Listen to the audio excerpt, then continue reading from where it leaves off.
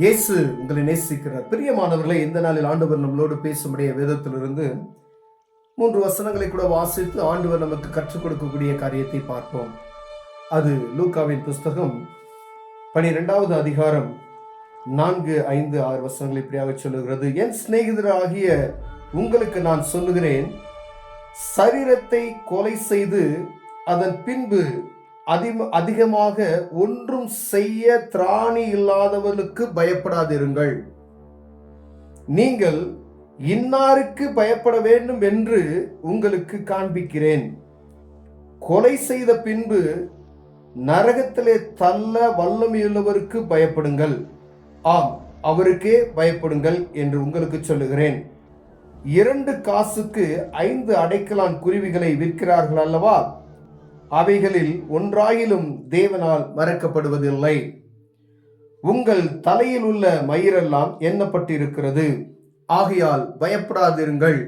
அநேகம் அடைக்கலான் குருவிகளை பார்க்கிலும் நீங்கள் விசேஷித்தவர்கள் அல்லவா என்று ஆண்டவர் இந்த இடத்துல ஊமையாய் ஒரு காரியத்தை சொல்லுகிறேன் நான் பார்க்க முடிகிறது. பிரியமானவர்களே, அநேக நேரங்களில் பயம் என்கிற ஒரு காரியம் நமக்குள் ஆட்கொள்ளுகிறதை நாம் பார்க்க முடிகிறது. ஏதாவது ஒரு பயமான ஒரு சூழ்நிலை நம் வாழ்க்கையில சூழ்ந்து கொண்டு இருக்கிறதே, பணத்தை குறித்தோ, விளைவினத்தை குறித்தோ, அல்லது நம் ஊழியத்தை குறித்தோ, அல்லது வியாபாரத்தை குறித்தோ, குடும்பத்தை குறித்தோ, ஏதோ ஒரு காரியம் பயம். இந்த பயம் எதனால் வருகிறது அப்படின்னா, ஒரு மனிதனை குறித்து, ஒரு குறிப்பிட்ட மனிதர்களை குறித்து, அதிகாரிகளை குறித்து, இல்லை ஏதோ ஒரு காரியத்தை குறித்து பயம் உண்டாகிறது. அந்த பயத்தை குறித்து ஆண்டவர் இதுல எழுதியிருக்கிறதை நாம் பார்க்க முடிகிறது. பிரியமானவர்களே, சில நேரங்களில் ஊழியத்தின் பாதையில கடந்து செல்லும் பொழுது மனிதர்கள் ஆண்டவருடைய நாமத்துக்கு விரோதமாய் செய்யப்படுகிற காரியங்கள், ஒருவேளை வெளியில ஆண்டவரை பற்றி அறியாதவர்கள், கிறிஸ்துவின் நாமத்தை அறியாத ஜனங்கள் அப்படி செய்யறாங்க அப்படின்னா அவங்களுக்கு தெரியாது, அவங்க வேதத்தை வாசிக்கல, அவங்களுக்கு ஆண்டவருடைய நாமத்தை பற்றி தெரியாதவர்கள் அப்படி செய்கிறார்கள்னா அவர்களுக்கு புரியல. ஆனா ஆண்டவரை முழுமையை அறிந்து கொண்டு கிறிஸ்தவ குடும்பத்தில் வாழ்ந்து பிறந்து இருந்த அநேக ஆண்டவருடைய நாமத்துக்கு விரோதமாய் கையெடுக்கிற காரியங்களை நாம் பார்த்து கொண்டு இருக்கிறோம். பிரியமானவர்களே, ஆண்டவர் சொல்லுகிறார், ஒரு மனிதன் கொலை செய்கிறான், ஒரு உயிரை கொண்டு போடுகிறான் அப்படின்னு வச்சுக்கோங்க, அவருக்கு நீங்க பயப்படாதீங்க அப்படின்னு சொல்றாரு. அநேக நேரங்கள் நம்ம யாருக்கு பயப்படுவோம்? இவங்களுக்கு தான் பயப்படுவோம். ஆனா ஐயோ, கொண்டு போடுவாங்களோ, வெட்டிடுவாங்களோ அப்படின்ற ஒரு சூழ்நிலை, ஏதோ அடிச்சு போடுவாங்களோ, ஒரு சுவிசேஷத்தை அறிவிக்க போவதற்கு அவ்வளவு பயமான ஒரு சூழ்நிலை. ஏன் அப்படின்னா, ஏதாவது சண்டை போட்டுருவாங்களோ, அடிச்சிருவாங்களோ அப்படின்னு தான். ஏன்னா அவனுடைய பிசாசனுடைய காரியம் எப்படி என்றா, நம்மளை பயன்படுத்தி வைப்பதே அவனுடைய காரியமா இருக்கிறது. பிரியமானவர்களே, பயம் என்றாலே சத்ரு என்று நாம் நினைத்துக் கொள்ள வேண்டும். முதல்ல பயத்தை யார் கொண்டு வருவானா? சத்ரு மாத்திரமே கொண்டு வருவான். ஒரு காரியத்தை குறித்து உங்களுக்கு பயத்தை உண்டாக்குகிறா அப்படின்னு சொன்னா இது சாத்தானுடைய வேலை என்பதை நீங்க முதல்ல அதை அறிஞ்சுக்கணும். ஒரு பயமான ஒரு சூழ்நிலை வருகிறது என்பதை நீங்கள் உங்கள் இருதயத்துல தோன்றுகிறது. எதையோ குறித்து ஒரு பயம். நீங்க தப்பு செய்யாதபடிக்கு ஒரு தவறு செய்தா ஒரு பயம் வரும் பார்த்தீங்களா? அது இயற்கையா வரக்கூடிய ஒரு பாவம் செஞ்சுட்டா ஒரு பயம் வரும். அது ஆண்டவர் இயற்கையா ஒரு மனிதனுக்குள்ள கொடுக்கக்கூடிய ஒரு பயம். இப்ப ஒரு தப்பான ஒரு வார்த்தையை யார்த்தையா பேசிட்டோம் அப்படின்னா மனதில் படபடப்புன்னு அடிக்கும் பார்த்தீங்களா? அது ஆண்டவர் இயற்கையாவே ஒரு மனிதன் கொடுத்த பயம். அது மனிதாபியமான காரியம், அது உண்மையானது. ஆனா தேவையற்ற ஒரு பயம் உண்டாகும் பாருங்களேன், மரண பயம். நிறைய பேருக்கு மரண பயம் உண்டாகும். அது மரண பயம்னா செத்து போயிடுவோமோ, அந்த மாதிரி ஒரு வித்தியாசமான ஒரு பய சூழ்நிலைகள் உண்டாகும். இது பிசாசு கொண்டு வருகிற பயம் என்பதை நாம் அறிந்து கொள்ள வேண்டும். அப்ப மரணத்தை உண்டாக்குகிற பயத்தை உண்டாக்குகிற மரண பயத்தை உண்டாக்குகிறவன் யாருன்னா சத்ரு தான்.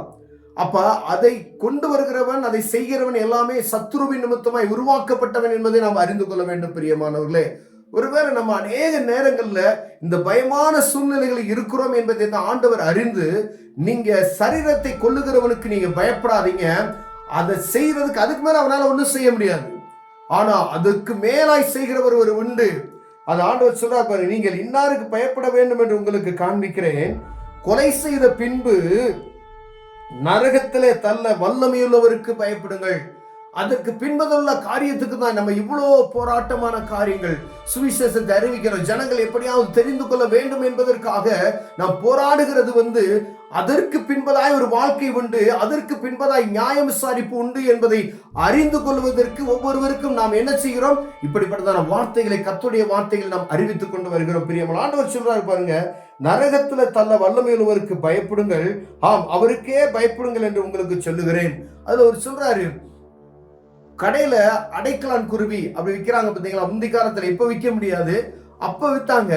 அந்த 5 ரூபாய்க்கு 5 அடைக்கலான் குருவி விற்கிறார்களே, அவைகள் ஆண்டவரால் மறக்கப்படுவதில்லை என்று ஆண்டவர் சொல்லுகிறார். பாருங்க, ஒரு சாதாரண ஒரு குருவி நம்ம நினைக்கிறோம், ஆண்டவர் படைப்புல ஒரு குருவிக்கு கூட அவர் என்ன செய்யறாரா? அதை பராமரிக்கிறார் என்று வேதம் சொல்லுகிறது. அவைகள் மறக்கப்படுவதில்லை அப்படின்னு ஆண்டவர் சொல்லுகிறார். உங்கள் தலையில் உள்ள மயிர்கள் எல்லாம், நம்ம தலையில இருக்கிற ஒவ்வொரு முடியும் எண்ணப்பட்டு இருக்கிறது. அநேக பேருக்கு தலையில இருக்கிற முடி கீழே விழுந்துருச்சு அப்படின்னு சொன்னா, ஐயோ முடியெல்லாம் போயிருச்சுன்னு சொல்லி பதறோம். ஆனா ஆண்டவர் சொல்றாரு பாருங்க, உங்க தலையில் இருக்கிற ஒவ்வொரு மயிரும் எண்ணப்பட்டு இருக்கிறது என்று ஆண்டவர் சொல்லுகிறார். பிரியமானவர்களே, அதனால பயத்தை குறித்து ஒரு காரியம் உங்களுக்குள் வருமான, தேவனை நோக்கி நீங்க பார்க்கணும் அப்படின்னா, ஆண்டவர் இந்த பயம் எனக்கு எதற்காக வருகிறது? மனிதனை குறித்து பயப்படாதீங்க. மனிதனுக்கு பயப்படுகிற பயம் கண்ணியை வருவிக்கும் என்று வேதம் சொல்லுகிறது. பிரியமானவர்களே, மனுஷனுக்கு பயப்படுகிறதை பயத்தை நிறுத்தணும். மரியாதை வேற, பயம் வேற. ஒரு மனிதனுக்கு, ஒரு அதிகாரிக்கு நாம் கொடுக்க வேண்டிய மரியாதை வேற, பயம் அது வேற. பயம் ஒரு நம்ம தவறு செய்யாதபடி ஒரு மனிதனுக்கு பயப்பட வேண்டிய அவசியமே கிடையாது. ஒரு காரியத்தை தவறு செய்தாதான் என்ன செய்ய முடியும்? பயத்துல நின்று ஐயோ நம்ம என்ன சொல்லிடுவாங்களோ அப்படின்ற ஒரு பயம் நமக்கு வரும். ஆனா மரியாதை செலுத்த வேண்டிய, ஏன்னா வேதவசனம் சொல்லுது, அதிகாரிகளுக்கு யாரா இருக்கலாம் மரியாதை செலுத்தணும், அவங்களுக்கெல்லாம் என்ன செய்யணும்? மரியாதை செலுத்தும், கனத்தை கொடுக்க வேண்டும் என்று வேதம் சொல்லுகிறது. பிரியமானவர்களே, ஒருவரை பயத்தை குறித்து உங்களுக்கு ஒரு சூழ்நிலை, ஒரு கலக்கம் இருக்குமே, ஏதோ ஒரு காரியம், மரண பயம் உங்களுக்குள் இருக்குமே, ஆனால் ஆண்டவர் சொல்லுகிறார் பயப்படாதீங்க. யாருக்கு பயப்படணும்? ஆண்டவருக்கு பயப்படணும். அந்த பயம் நம்ம இருதயத்தில் வந்துருச்சுன்னா இந்த பயம் நம்ம விட்டு என்ன செய்யணும்? வெளியே போயிரும். பிரியமானவர்களே, அப்ப பாருங்க, அநேக அடைக்கலான் குருவிகளை பார்க்க நீங்க விசேஷித்தவர்கள் அப்படின்னு சொல்லி ஆண்டவர் சொல்லுகிறார். அப்ப ஒவ்வொரு காரியத்திலும் ஆண்டவர் நம்மளை என்ன சொல்றாரு?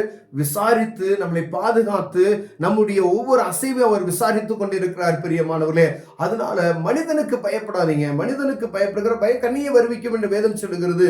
நீங்க ஆண்டவருக்கு பயப்படுகிற பயம் என்னது என்று நீங்கள் அறிந்து அதை அறியணும் அப்படின்னு சொன்னா இந்த வேத புத்தகத்தை நீங்கள் வாசிக்கணும். பிரியமானவர்களே, இந்த வேத புத்தகம் யாரோ ஒரு குறிப்பிட்ட மதத்துக்கு, மனிதனுக்கோ மதத்துக்காரங்களுக்கோ எழுதப்பட்டது அல்ல.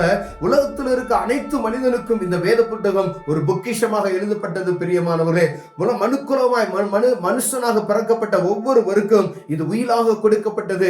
இந்த உயிலை நீங்க என்னைக்கு கண்டடைகிறீங்களோ அப்ப பரம தகப்பனுடைய காரியத்தை நீங்கள் புரிந்து கொள்ள முடியும். ஆண்டவர் நமக்கு தகப்பனாக, உலகத்தின் தகப்பனாகிய கடவுள், அவர் நமக்கு எழுதி வைத்த இந்த பத்திரத்தை நீங்கள் படிக்கும் பொழுது ஆண்டவர் சகல காரியங்களுக்கும் உங்களை விளக்கி அதை புரிந்து கொள்ளத்தக்கதான ஞானத்தையும் உங்களுக்கு உருவாக்கி தருவார். பிரியமானவர்களே, நான் யாரை குறித்தும் பயப்படாதபடிக்கு, யாரோ பயமான ஒரு சூழ்நிலையில் இருக்கிறீங்கன்னு சொன்னா இயேசுவுக்கு பயப்படுகிற பயம், ஆண்டவருக்கு பயப்படுகிற பயத்தை நீங்கள் உருவாக்கி கொள்ளுங்க.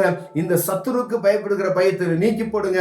மனிதனுக்கு பயப்படுகிற பயத்தை நீக்கி போடுங்க.